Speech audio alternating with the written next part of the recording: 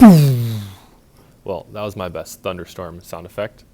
What up, SciFam? It's Nickel, and today we're going to be exploring 6 weather measurements. So go ahead and set up your science notebook page.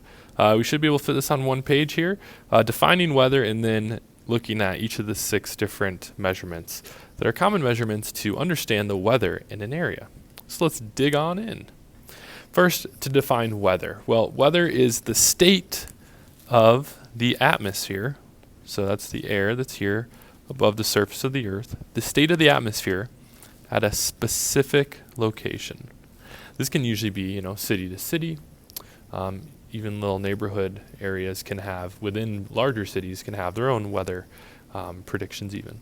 So it's the state of the atmosphere at a specific location, and it is going to be changing either from day to day,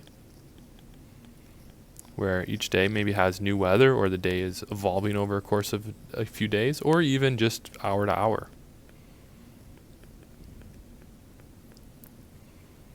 All right, so this is the big difference between weather and climate. Climate is the overall trends over many years and the patterns that are noticed over the long term. Weather is what happens from day to day or from hour to hour. So what are those things when we talk about weather that are measured by the meteorologists, the people that study and observe weather? The first is obviously the temperature. And when we say it's the temperature of the air at that specific location. All right. So the temperature of the air is one of our measurements. Another of the measurements is atmospheric pressure.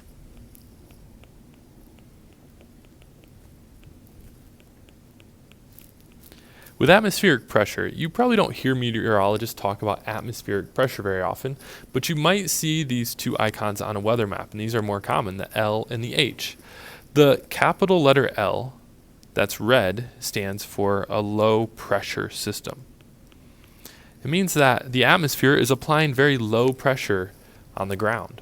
So it's not applying a lot of pressure. If we go over here to where I've drawn the grass, if there's not a lot of pressure on the ground, it means that the air is not pushing down on the ground. And so in these areas, we actually find that the air is rising. So if you imagine there's a scale on the ground, the scale wouldn't really feel a lot of force on it by the atmosphere, the air above the scale, because the air is rising in this area. So a low pressure system is associated with air that is rising. When air rises, well, there's moisture in the air, and as it gets higher and higher, it cools down and it ends up forming clouds. So when we have a low pressure system, the common weather is typically clouds, and when clouds do form, we typically have precipitation as well.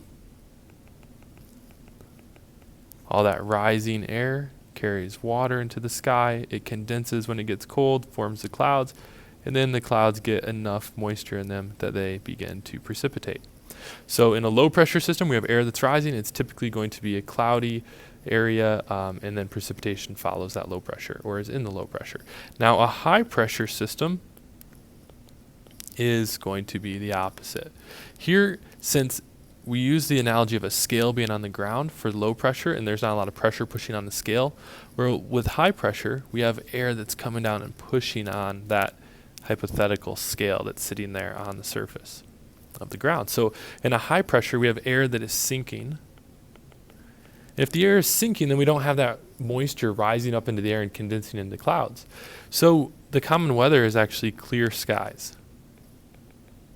Now when the sky is clear, it means that there's not an insulative layer above the ground, aka clouds. There's no clouds there. So at nighttime, the ground loses more heat than it would if there was clouds above it. And in the day, it's able to heat up more because there aren't clouds blocking the sun. So when we have a high pressure system, we typically have big temperature swings, and I'm just going to abbreviate temperature with temp. Big temp swings from day to night, or from night to day, same thing. But the temperature is going to swing. You're going to have cool nights and nice warm days when you have a high pressure system. And it might not be warm, but warm in comparison to depending on the season you're in. All right, so atmospheric pressure is important because it allows us to kind of understand what the sky is going to be holding, how much water vapor is going to be in the sky, and what the behavior of the water vapor is. Is it rising or sinking? Now the third thing contributes or is related to air pressure as well. And this is something that we call wind. So wind is when air moves on the earth, obviously. And when air does move, the reason that it's moving is because it moves from an area of high pressure. And I'm going to draw the H here like it's a block because that's what it looks like on the weather map.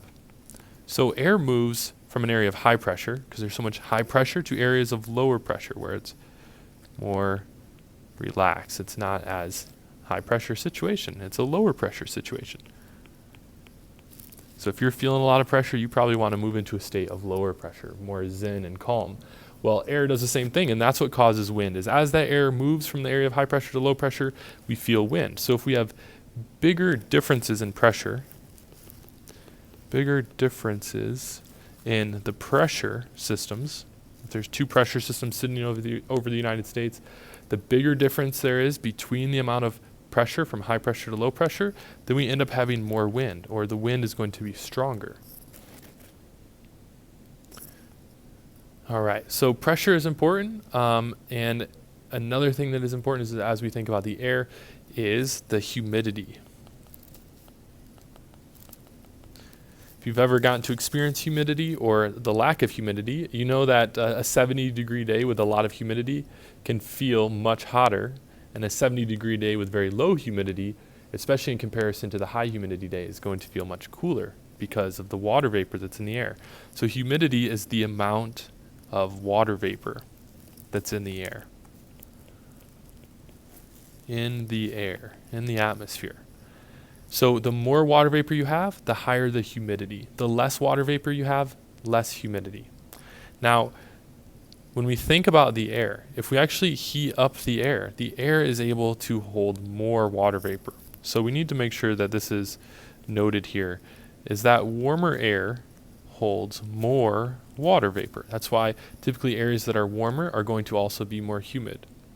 When you have an area that's cooler, well, it can't hold as much water in the air. There's not as much energy that the hot air can be suspended in the water, and so the cooler air is going to have less water vapor. So when air cools, it has to get rid of the water vapor that's in that air, which is why when air is hot and it rises in the sky and it cools down, it can't hold as much water vapor, so it has to get rid of it. And how does it get rid of it? Through clouds and precipitation. Next, number 5 is cloudiness. Obviously, this is probably the most understood weather metric. We can't really see how hot it is outside, but we can look out a window and we can see how cloudy it is, and that can give us information about the weather. So when we think about clouds, well, let's talk about how these clouds are going to form in our sky. So when air is cooled, like I was just discussing, the water vapor is going to condense. It goes from a gas to cooling down, so it's more of a liquid. And when it becomes a liquid, it has to sit on something. It sits on these particles in the sky. It's a fun name, actually. They're called condensation nuclei because things condense on them. But these particles are things like salts that are suspended in the air. Not like table salt, but salts that are small enough that they float because of their density in our air, in our atmosphere, as well as dust, pollen, smoke particles, and even there's little microbes floating around in our atmosphere. So it can even attach to microbes. And these are the things that allow the water to condense and form clouds. All right, so moving on from cloudiness, our final and last weather measurement is precipitation. So if you have enough of those clouds and those clouds have enough of that water vapor that condenses in it, then it needs to get rid of it. It's too heavy to sit up there. It's too dense to sit up there in the sky, suspended in air with all that potential energy. And so it turns into kinetic energy, and all of that water vapor comes in precipitation. So precipitation is just all forms of water vapor, or it was water vapor, that falls from the atmosphere. So anything that's falling from the sky that is a form of water is going to be considered precipitation.